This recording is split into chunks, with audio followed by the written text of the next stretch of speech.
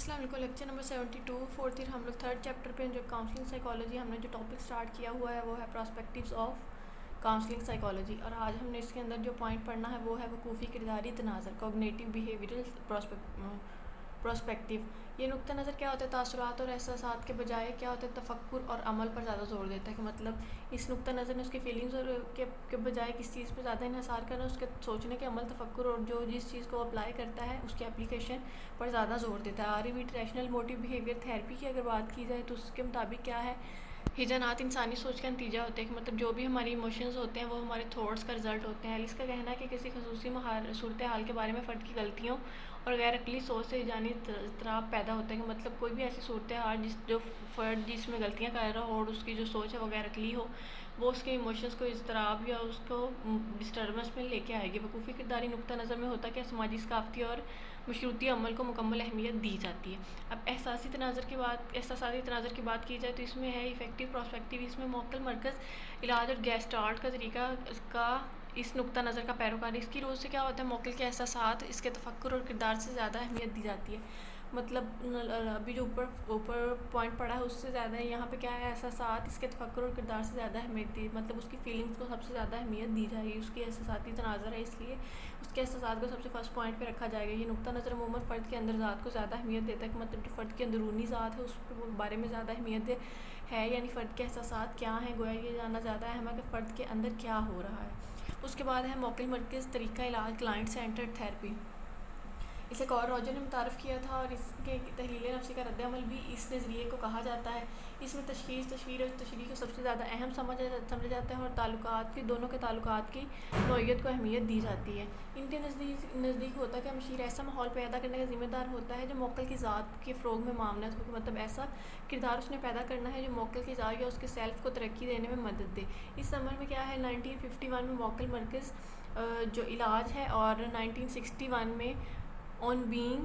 Becoming a person نامی کتاب شائع کی جو کلاسیکلی اہمیت کی حامل تھی۔ مشاورتی طریقہ علاج میں فرد کو مرکزیت حاصل ہوتی ہے، مطلب سینٹرل پوائنٹ جو ہوتا ہے وہ کلائنٹ کے پاس ہوتا ہے، اس پہ ڈیپینڈ کر رہا ہوتا ہے۔ اس عمل میں ہوتا ہے کہ تدریسی، تنظیمی کردار،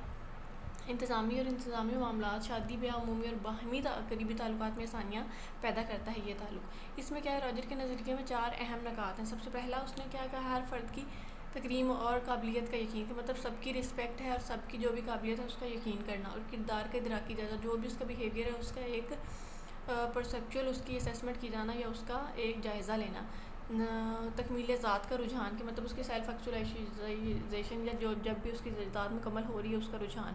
اور یہ مقصد یہ عقیدہ کہ لوگ اچھے اور قابل اعتبار ہیں، کہ مطلب جو بھی کلائنٹ ہے یا جو بھی پرسن ہے وہ اچھا اور قابل اعتبار ہے۔ اس طریقے میں ہوتا ہے کہ مشاورت کو اگر تو دین ایف کے حوالے سے بیان کیا جاتا ہے، یعنی اگر مخصوص حالات میں ہوں تو کیا ہوتا ہے، ایک لائحہ عمل بنایا جاتا ہے، شخصیت میں متعدد تبدیلیاں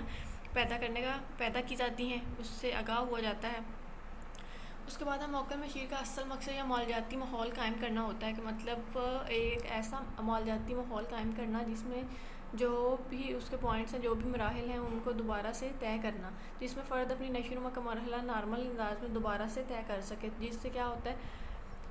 یہ مشیر فرد کی خصوصی معاونت کرتا ہے، کہ مطلب جو مشورہ دینے والا ہے اس کو خصوصی اسپیسیفک اس کی مدد کرتا ہے، تاکہ کیا ہوتا ہے فرد میں زیادہ پختگی آ جائے گا، یا جہاں سے جس پوائنٹ پہ اس کا جو بیہیویئر تھا نارمل نہیں تھا، دوبارہ جب اس سے گزرے تو وہ اس کا بیہیویئر نارمل ہو سکے۔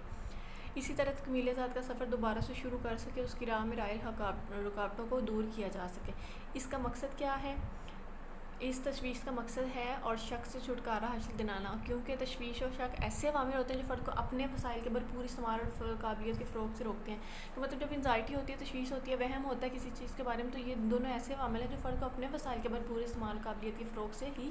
روک دیں گے، وہ اپنی ہی قابلیت کا بھرپور طریقے سے استعمال نہیں کر سکے گا۔ مشاورت دراصل ایسا عمل ہوتا ہے جو فرد کے اندر پہلے سے موجود قابلیتوں کو محض اشعار کرتا ہے، فرد کی مثالی ذات کے تصور کو زیادہ حقیقی اور زیادہ قابل عمل بناتا ہے، اس کا مقصد وہی ہوتا ہے۔ اب کاؤنسلنگ کا مقصد کیا ہوا، سب سے زیادہ کیا حقیقی اور زیادہ قابل عمل بنانا مثالی تصور کو۔ اب فرد کی ذات میں ہم آہنگی کو فروغ دینا، کہ مطلب وہ ایک بیلنس کے ساتھ چلے، ہم آہنگ ہو کر اپنی سوچ کے ساتھ اور اپنے جو بھی ریشنلزم ہے اس کے ساتھ، تاکہ اس کے حقیقی اور مثالی ذات جو ہے وہ یکجا ہو سکے اور فرد مثبت تکریم ذات کو فروغ دے سکے۔ اب اس کے بعد پوائنٹ ہے موکل مرکز علاج، طریقہ علاج اور اس کا لاحقہ عمل، کس کا لاحقہ عمل کیسے طے کرنا ہے. ہم لوگ لاسٹ چیپٹر میں یہ سب کچھ پڑھ چکے ہیں، اس لیے آپ لوگ اس کو ہم لوگ ڈسکشن نہیں کریں گے، آپ لوگ خود اس کو ریڈ کریں گے. ٹھیک ہے، یہاں تک آپ لوگ کریں گے. موکل مرکز طریقہ علاج نے کیا کیا؟ مشاورت کو مؤثر بنانے کے لیے کئی قابل قدر خدمات پیش کی ہیں. یعنی موکل کے لیے اپنے مواقف حالات پیدا کرنا، کہ مطلب جو اس کے لیے فائدہ مند ہوں ایسے حالات یا انوائرمنٹ پیدا کرنا جس میں موکل جو ہے اپنے مفادات، اپنے فائدے کو سمجھ سکے. اس عمل کو پایہ تکمیل تک پہنچانے کے لیے کیا کیا جاتا ہے؟ مشیر و موکل کے نقطہ نظر کو قبول کرتے ہوئے اس کے اثرات کو مؤثر طریقے سے سنتا ہے، تاکہ اس کا جو رزلٹ ہے یا جو بھی اس میں چینج لانا چاہ رہے ہیں، جو بھی اس میں چینج آئے گا وہ ایک اس کا بھی اثر ہو اور وہ ایک پازیٹیو وے میں آئے. یہاں تک آپ کو کوشچن ہو تو آپ لوگ پوچھ سکتے ہیں. تھینک یو، اللہ حافظ.